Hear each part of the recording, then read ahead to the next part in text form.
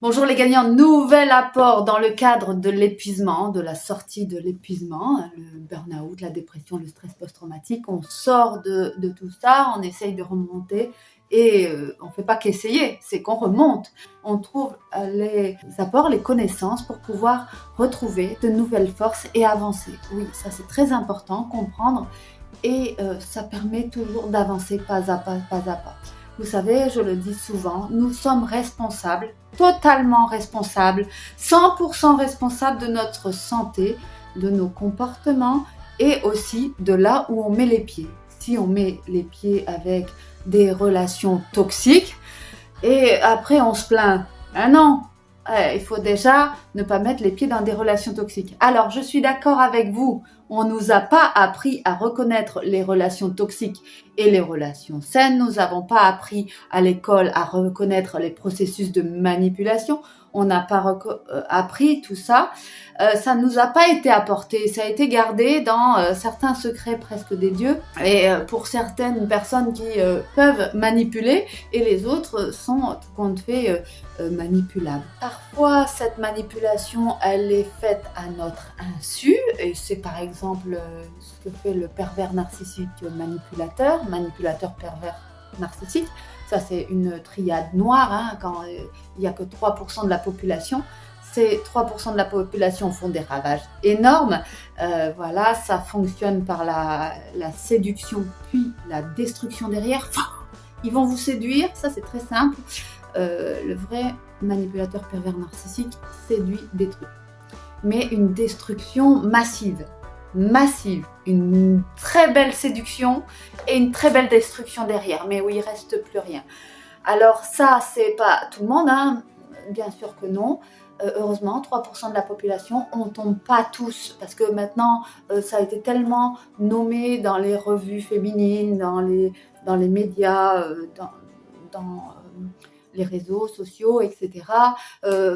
Maintenant, tout le monde est un pervers narcissique, et même soit on se demande si on n'est pas des pervers narcissiques tous en puissance. Non, en fait, c'est un abus que de mettre une étiquette sur chaque personne en étant perverse narcissique, manipulateur perverse narcissique. Par contre, chacun d'entre nous peut être manipulateur et manipuler l'autre, soit en son âme et conscience, soit pour nuire, ou soit par gentillesse, hein, par exemple.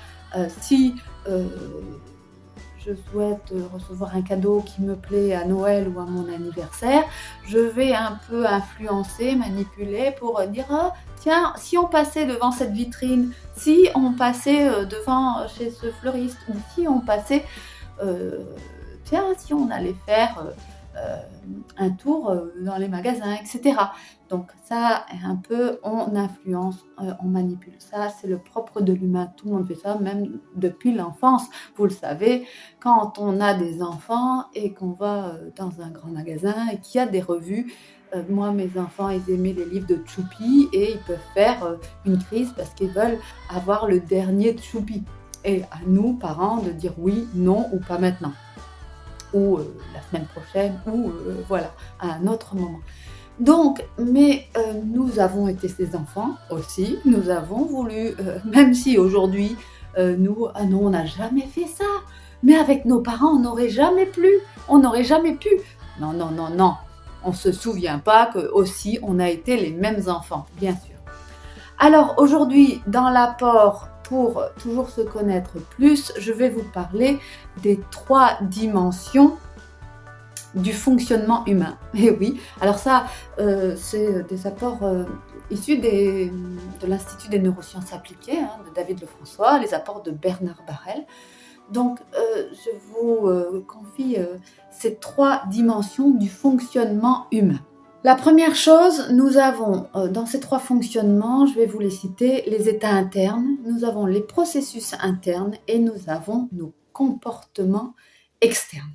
Donc, état interne, processus interne et comportement externe. Voici les trois dimensions. Alors, je vais les détailler un peu plus pour que vous puissiez comprendre. Dans nos états internes, c'est face à une situation, à une remarque, à une critique, à injonction, à une altercation, qu'est-ce que nous ressentons? Alors, qu'est-ce que nous ressentons? Ce sont nos émotions, la peur, la colère, la tristesse, la joie ou le dégoût et la surprise. Les 4 émotions de base sont la colère, la peur, la tristesse et la joie, auxquelles s'ajoutent 2 sentiments qui sont le dégoût et la surprise. Donc ça déjà. Et donc ça, ce sont les premières émotions. Ça, ce sont les émotions. Alors, quelles sont vos émotions? Que ressentez-vous face à la remarque, par exemple? Face à l'injonction, face à la demande? Que ressentez-vous? Ensuite, on a aussi tout le lot des sentiments. Sentimental, c'est le ressenti au niveau de votre mental. Et ensuite, vous allez vous interroger, quelles sont mes sensations physiques? J'ai mal au ventre, j'ai mal à la gorge, j'ai une boule à la gorge, je commence à avoir mal à la tête, j'ai mal aux oreilles, j'ai envie de vomir, je tremble, j'ai envie de me cacher dans un coin, je me recroqueville et j'ai les épaules en avant et je m'enfonce sur moi-même, ou au contraire, je suis en colère, je vais tout casser. Donc, ça, vous allez, dans vos états internes, vous interroger sur ce que vous ressentez. Ensuite, la deuxième dimension du fonctionnement humain sont les processus internes. Ça, les processus internes, c'est ce que nous pensons, nos réflexions, nos pensées, nos croyances et nos dialogues internes. Alors, ce sont toutes les réflexions qu'on va se faire. Ça va tourner et on va se faire des réflexions. Ah bah tiens, c'est pas terrible ce pull avec des cœurs. Ah bah c'est très bien. Ou alors tiens, c'est complètement approprié pour le lancement de la masterclass sur l'épuisement amoureux. Ou alors c'est complètement puéril. Ou alors qu'est-ce qu'on pourrait dire d'autre, ce que nous ressentons par exemple. Est-ce que j'ai un exemple qui me vient à l'esprit? Ton gâteau est pas terrible là. Ah non, c'est pas terrible. Ton gâteau là que tu as fait, c'est vraiment pas terrible. Et là, qu'est-ce que vous avez pensé? Ben, vous allez vous dire, je suis pas content, il va le faire lui-même. Ou ben, j'ai fait de mon mieux. Ben, pourquoi on me dit ça? Pourquoi je me fais critiquer? J'ai essayé de faire de mon mieux. Voilà, ça, ce sont toutes vos pensées. Ah ben vraiment, je suis nulle en cuisine. C'est vrai que c'est pas terrible. Oui, j'aurais pu acheter le gâteau et aller chez le boulanger l'acheter. Oui, ça c'est tout ce que vous allez penser. Toutes vos croyances. Les croyances, c'est je suis nulle, j'y arriverai jamais, je suis pas une bonne cuisinière, on m'a jamais appris et c'est de la faute de mes parents. Voilà, ce sont tous vos dialogues internes face à la réflexion, la critique qu'on a fait sur votre tarte, la tarte que vous avez faite. Ensuite, nous avons en troisième dimension vos comportements externes.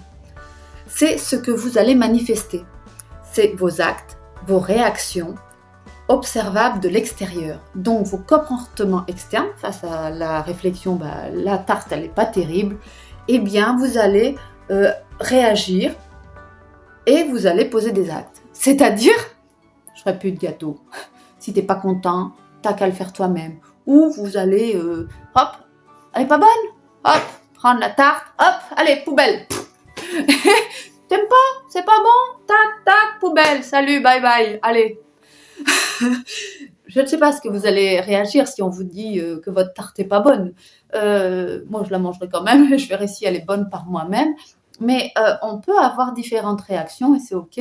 Ça, c'est vos comportements externes qui sont visibles par d'autres personnes et les actes que vous allez poser, les réactions. C'est possible que vous vous mettiez à pleurer, à dire tant pis, j'en aurai 2 parts pour moi. Voilà. Donc, dans les jeux psychologiques, c'est important de toujours regarder les 3 dimensions du fonctionnement humain et savoir quelle est la dimension qui est en train de se jouer. Si c'est vos comportements internes, vos processus internes ou votre comportement externe.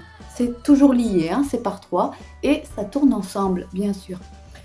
Voilà, les gagnants, j'espère que cette capsule aura permis à vous de comprendre un peu plus notre fonctionnement humain, notre fonctionnement cérébral, parce que si on sait comment fonctionnent nos hanches, nos genoux, nos pieds, nos coudes, etc., le fonctionnement du cerveau et la neuroscience est quelque chose de un peu moins expliqué dans nos classes, à l'école et dans nos études et partout. Et c'est pour ça que j'ai à cœur de vous les transmettre simplement autour d'une tarte. Allez, je vous souhaite une très belle soirée, une très belle journée si vous êtes en journée, des très bons moments de vie. Et on se retrouve très bientôt. Allez, bye bye les gagnants.